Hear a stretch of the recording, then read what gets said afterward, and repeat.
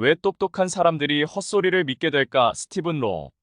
이성을 마비시키는 가짜 합리성에 대항하는 논리와 백신. 그럴듯해 보이지만 결국 말도 안 되는 헛소리라는 걸 어떻게 꿰뚫어 볼까? 틀렸다는 걸 확실한데 논리적으로 반박할 말이 떠오르지 않는다면? 당신을 지적 블랙홀에서 해방시켜줄 강력한 논리, 철학 처방전. 21세기가 되어도 왜 사람들은 여전히 광신론, 음모론, 점성술, UFO, 뉴에이지, 자기계발서, 비합리적 정치적 주장 등 얼토당토하는 것들을 믿는 것일까? 이러한 것들은 그럴듯해 보이는 나름의 논리 체계를 만들어 가짜 합리성이라는 지적 바이러스로 사람들의 이성을 마비시키고 사람들을 이러한 비합리적인 믿음의 덫, 즉 지적 블랙홀에 빠뜨린다. 가짜 합리성으로 위장한 헛소리. 나는 지적 블랙홀이 허튼 신념 체계라고 본다. 여기서 내가 허튼 소리라고 지칭하는 것은 문제가 되는 신념 체계의 내용이 아니라 핵심적 믿음이 옹호되고 홍보되는 방식이다. 숨은 철학 고전인 헛소리에 관하여를 쓴 철학자 해리 프랑크푸르트에 따르면 헛소리는 일종의 사기 행위로 볼 수 있다. 그에 따르면 헛소리를 늘어놓는 사람은 거짓말쟁이와는 다르다. 헛소리를 늘어놓는 사람은 의식적으로 거짓말을 하는 것이 아니며 자신이 틀렸다는 것을 뻔히 알면서 그러한 주장을 하는 것이 아니다.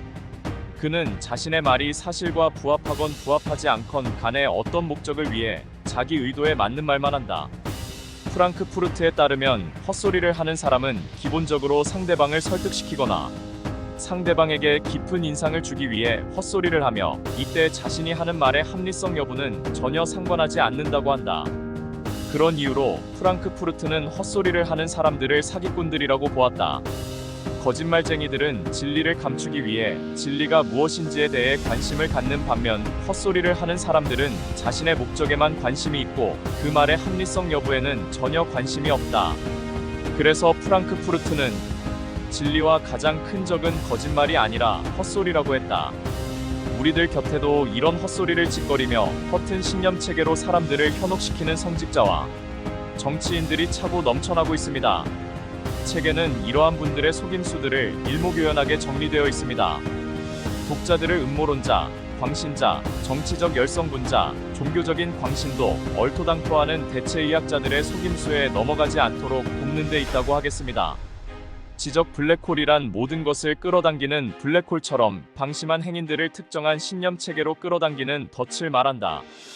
탄탄한 지식을 갖추고 있지 않거나 심리적 방어력이 약한 사람들은 쉽게 이 덫에 걸려들 것이다. 누구도 감히 예외라고 자신할 수 없다. 똑똑한 당신도 지적 블랙홀에 빠질 수 있다. 아둔하거나 멍청한 사람들만 지적 블랙홀의 희생자가 되는 것은 아니다. 이 책에 나온 전략의 일부는 매우 세련되며 그런 전략들을 사용하는 사람 가운데는 매우 영리한 사람들이 많다. 지적 블랙홀에 사로잡힌 사람들이 유난히 잘 속아 넘어가는 사람이라고 단정 지을 수만도 없다. 그런 사람들은 삶의 다른 영역에서는 주의 깊은 사람의 표본이거나 비판적으로 주장을 검토하고 증거를 신중하게 이리저리 재고 탄탄하고 이성적인 기준에 따라 자신의 믿음을 재단하는 사람일 수도 있다. 말하자면 이런 사람들은 어떤 전략들을 삶의 전반적인 영역이 아니라 특수한 영역에 엄격히 국한해 적용하는 사람이라 할 수 있다. 그러니 만일 이 책을 읽고 난 뒤 자신이 지적 블랙홀의 덫에 걸려들었다고 생각되더라도 자신의 아둔함을 자책할 필요는 없다.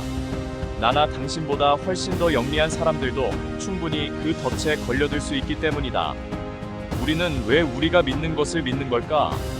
이 책은 우리가 왜 특정한 신념 체계에 이끌리는지 혹은 어째서 우리가 자신의 믿음을 방어하기 위해 이 책에 나온 메커니즘을 이용하는지에 대한 전반적인 이론을 제공하지는 않는다. 대신 이와 관련된 이론들을 간단히 살펴보자. 일단 유령, 천사, 조상, 신과 같은 초자연적 존재들에 대한 믿음이 그토록 널리 퍼져 있는 이유는 도대체 무엇일까?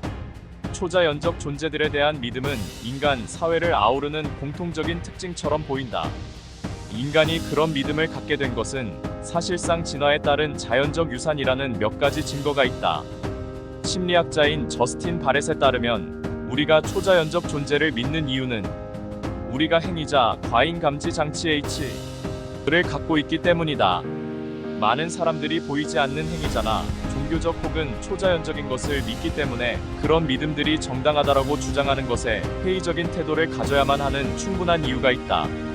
전 세계적으로 부유하고 최고 수준의 교육을 받은 사람들의 45%가 우주 전체의 역사가 6천년밖에 되지 않는다고 믿는다.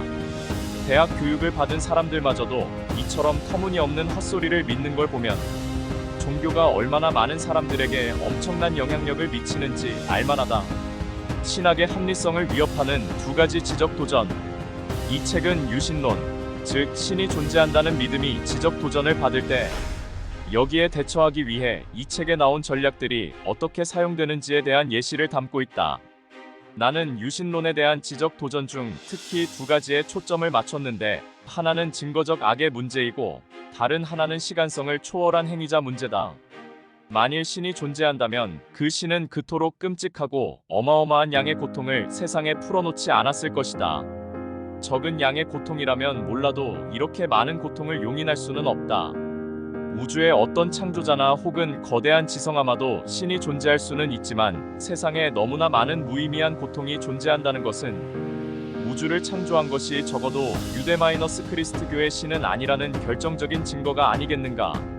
설사 유대, 크리스트교의 신이 존재할 일말의 가능성이 남아있긴 하지만 이런 설명에 따른다면 그럴 것 같지 않아 보인다.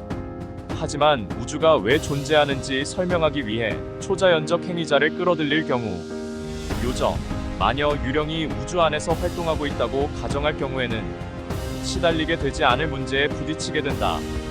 그 문제란 다음과 같은 것이다. 시공간적 창조자인 신, 즉 빅뱅을 일으킨 신은 시간의 제약을 받는 존재가 아니다.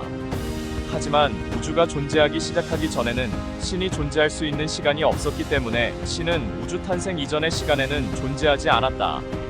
그렇다면 우주 탄생 전과 후에도 존재하는 시간성을 초월한 행위자가 존재한다는 주장은 이치에 맞지 않다. 유신론자들은 악의 문제 같은 주장에 어떻게 대응할까? 그들은 악에는 그럴 만한 이유가 있지만 그 이유는 미스터리라고 말한다. 자, 그러면 이렇게 말해보자. 만일 나는 사실 키가 30m이지만 1m 80cm로 보일 뿐이다라고 한다면 사람들은 증거를 대보라고 할 것이다. 그러면 나는 간단히 그건 미스터리다. 그저 믿음을 갖고 내 말을 믿어라라고 대답할 것이다. 이것이 바로 악의 문제에 대해 유신론자들이 쓰는 논리다. 의미적 골대 옮기기란 온갖 흥미로운 지적 블랙홀을 양산하는 특정 신학 집단에서 거의 예술적인 경지로 발전시킨 고도로 전문적인 전략이다. 이런 전략을 쓰는 종교인은 비교적 많지 않으며 설사 그러한 전략을 쓰더라도 여기서 묘사된 것처럼 체계적인 방식으로 그러는 것은 아니다.